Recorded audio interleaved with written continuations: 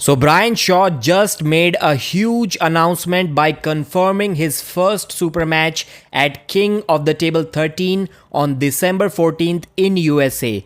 The opponent is none other than the Beast Eddie Hall.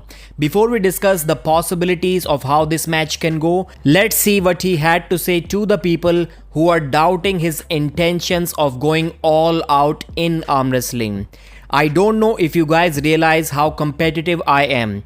Anybody out there that has potentially thought Brian is just getting into this for content and clicks? When I get into something, I get into something. I am as competitive as a human being can be. Brian also mentioned that he's doing weekly arm wrestling table training right now.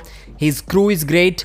He took the decision to not compete in tournaments and go just for super matches because he believes that the training that he's getting in the gym with his crew right now is at least as good as any tournament experience that he can get. But yet he's completely aware that he's still a beginner, although he has been arm wrestling for quite a few months now, and he also needs to focus on the basics the most. Brian is facing some difficulties trying to solve the puzzle of the beginners, which I think almost every beginner struggles with, and that is to find a balance between undertraining and overtraining.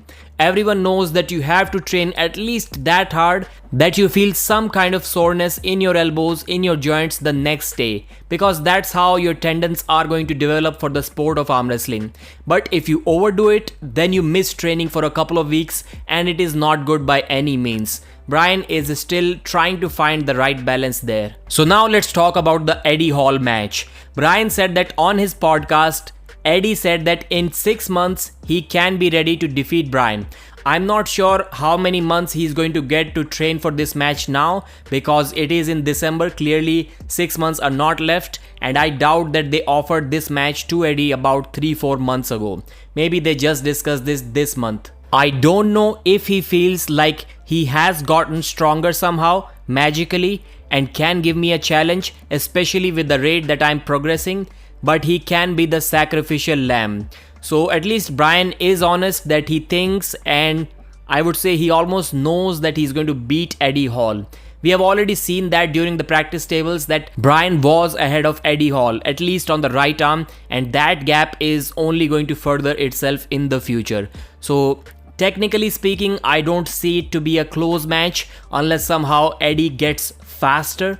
In that case, it is going to be a close one because even with the experience and the strength which Brian Shaw has over Eddie Hall, still if he gets put on the losing side, I don't think he will be able to recover from that. So yeah, it's a small setback for me and maybe for some of the fans as well that we don't get to see Brian Shaw versus the GOAT Ryan Blue Bowen. That would have been awesome, but still it is going to be a huge match, especially when it is kind of a co-main event under Levan Saginashvili versus Jerry Cadret.